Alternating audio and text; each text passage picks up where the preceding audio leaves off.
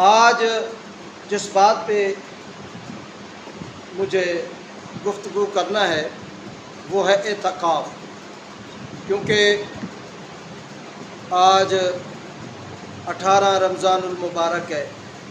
اور 2 دن کے بعد انشاءاللہ اعتکاف کا سلسلہ شروع ہو جائے گا، یعنی 20 رمضان المبارک کی عصر کی نماز کے بعد اور سورج غروب ہونے سے پہلے پہلے سنت اعتکاف کی جاتی ہے۔ اور سنت اعتکاف بھی ایسی سنت ہے جس طرح روزے ہیں نا کہ ہم سے پہلے لوگوں پر بھی فرض تھے، اسی طرح اعتکاف بھی اور طواف بھی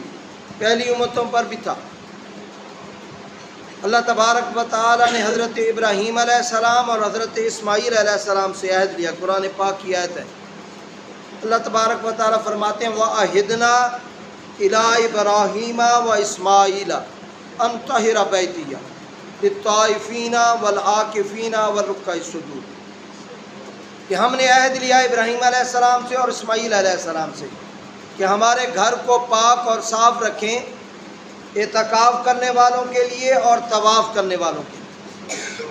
کیونکہ اس وقت حضرت ابراہیم علیہ السلام اور حضرت اسماعیل علیہ السلام کعبہ کے متولی تھے۔ اس لیے انبیاء کرام رسل و اعظام کو، نبیوں کو یہ کہا جا رہا ہے کہ میرے گھر کو پاک صاف رکھو۔ کن کے لیے اللہ پاک صاف رکھیں؟ اللہ نے کہا جو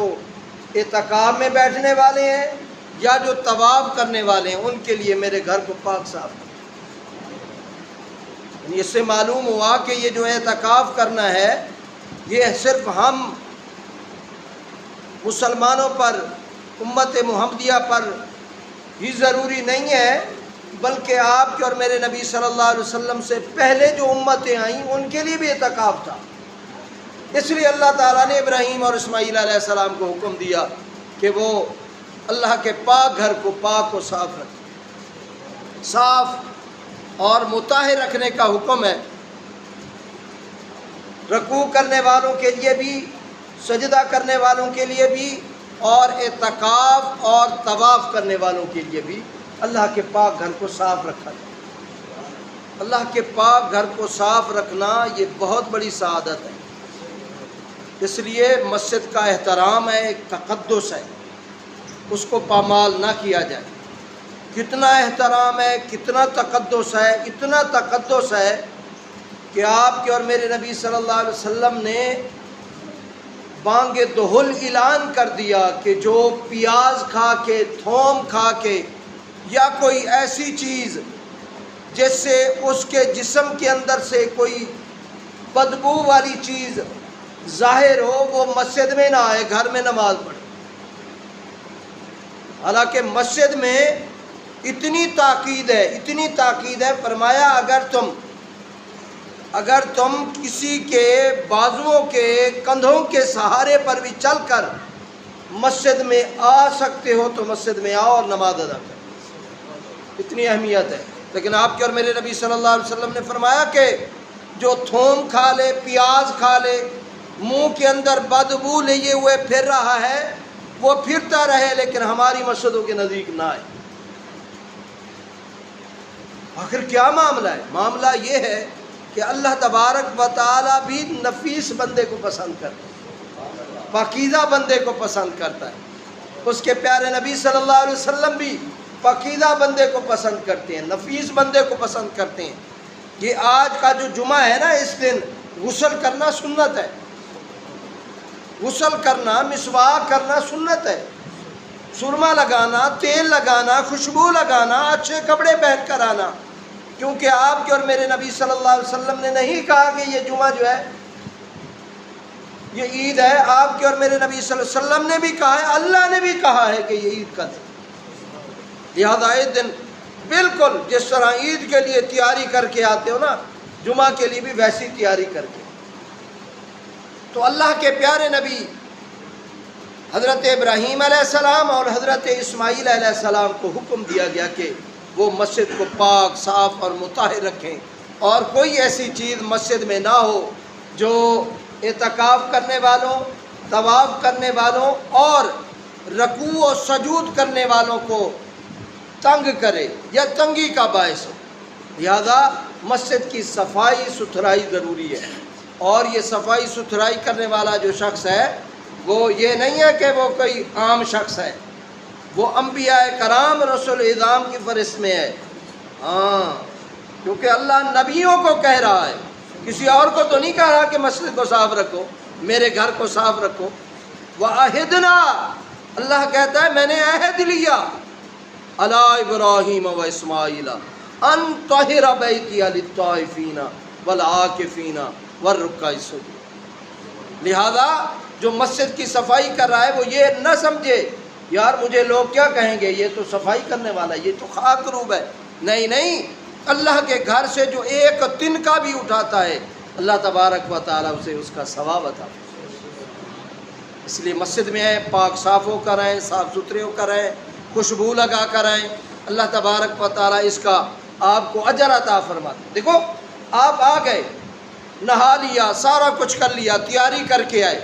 آپ ویسے بھی تو آ سکتے ہیں، کیا نماز نہیں ہوگی؟ ہو جائے گی۔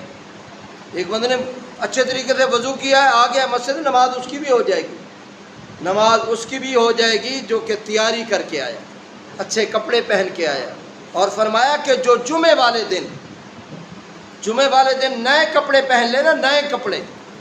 اللہ تبارک و تعالیٰ اس کا حساب و کتاب ہی نہیں لے۔ ورنہ ہر چیز کا حساب و کتاب ہے، ہر چیز کا حساب و کتاب ہے، لیکن فرمایا جو جمعے والے دن اپنے نئے کپڑے اس لیے پہنے کہ اللہ تبارک و تعالیٰ نے اس دن کو عظمت والا بنایا ہے اور پاک و صاف مطہر ہو کہ مجھے جانا چاہیے، اچھے کپڑے پہن کے اور خوشبو لگا کے جانا چاہیے، تاکہ میرے ساتھ جو شخص کھڑا ہے وہ گھن محسوس نہ کرے۔ اس لیے آپ کے اور میرے نبی صلی اللہ علیہ وسلم نے فرمایا اگر اللہ نے رزق دیا ہے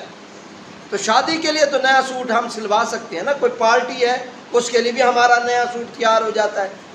تو کیوں نہ اللہ تبارک و تعالیٰ نے اگر رزق وافر مقدار میں دیا ہے تو جمعے کے دن جب آئیں تو نئے کپڑے پہن کر،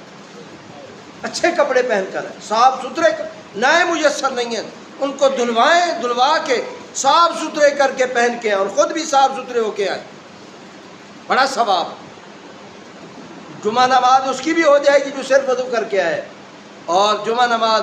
اس کی بھی ہو جائے گی جو غسل کیا ہے، اس نے مسواک کیا ہے، خوشبو لگائی ہے اور مکمل طور پہ تیار ہو کے آئے، کیونکہ اللہ تو دیکھ رہا ہے نا سب کو، اللہ کی ذات سب کو دیکھ۔ تو اللہ تبارک و تعالیٰ نے حضرت ابراہیم علیہ السلام اور اسماعیل علیہ السلام سے عہد لیا ان طہر بیتیہ للطائفین والعاکفین۔ تو معلوم ہوا کہ اعتکاف کرنا یہ پچھلے انبیاء کرام رسول اعظام کی امتوں میں بھی تھا، امت محمدیہ میں بھی ہے، اور یہ آخری اشرا مخصوص کیا گیا ہے اعتکاف کے لیے۔ اللہ تبارک و تعالی اس کا اعتکاف ہم سب کو نصیب فرمائے، اعتکاف کرنے والوں میں بنائے مالک الحمد جیسا۔ ثواب کتنا ہے، درجہ کتنا ہے، آپ کے اور میرے نبی صلی اللہ علیہ وسلم نے نا اس لیلۃ القدر کی رات کو پانے کے لیے نا پورے مہینے کا بھی اعتکاف کیا۔ آپ کے اور میرے نبی صلی اللہ علیہ وسلم نے فرمایا جب آخری اشرا شروع ہوا تو صحابہ سے فرمایا اے صحابہ میں نے وہ رات جو لیلۃ القدر کی رات ہے اور جسے الف یعنی 1000 مہینوں سے بہتر قرار دیا گیا ہے، وہ رات اس کو پانے کے لیے میں نے پہلے اشرے کا اعتکاف کیا رمضان کے، پھر دوسرے اشرے کا اعتکاف کیا، پھر مالک الحمد جل نے مجھے خود ہی مجھے بتا دیا کہ اے محمد صلی اللہ علیہ وسلم وہ جو لیلۃ القدر کی رات ہے نا، وہ جو آپ ڈھونڈتے آ رہی ہیں پہلے اشرے میں بھی، دوسرے اشرے میں بھی، اب تیسرے اشرے میں وہ رات ہے، اور جو پانا چاہے نا اس رات کو تو آپ کے اور میرے نبی صلی اللہ علیہ وسلم نے فرمایا آئے میرے ساتھ اعتکاف کریں، وہ جو آخری اشرے کا اعتکاف کرے گا وہ لیلۃ القدر کی رات کو پائے گا۔ یہ بہترین موقع ہے،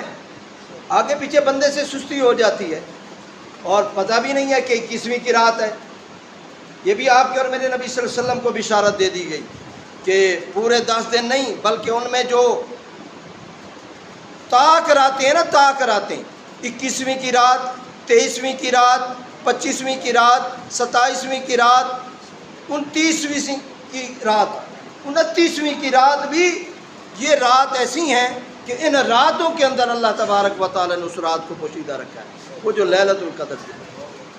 خیر من الف شہر، جس کے بارے میں اللہ نے بانگ دہل اعلان کیا، وہ رات اس آخری عشرے میں موجود ہے۔ اور آپ کے اور میرے نبی صلی اللہ علیہ وسلم نے فرمایا جو ان 10 دنوں کا اعتکاف کرے اسے ایک حج اور ایک عمرے کا ثواب۔ کتنا ثواب ہے جی؟ ایک حج اور ایک عمرے کا۔ اب حج کرنا کتنا مشکل ہو گیا ہے، عمرہ کرنا کتنا مشکل ہو گیا ہے، لیکن جو بندہ نیت کر کے بیٹھے کہ اللہ مجھے، کیونکہ اللہ نے ثواب دینا ہے،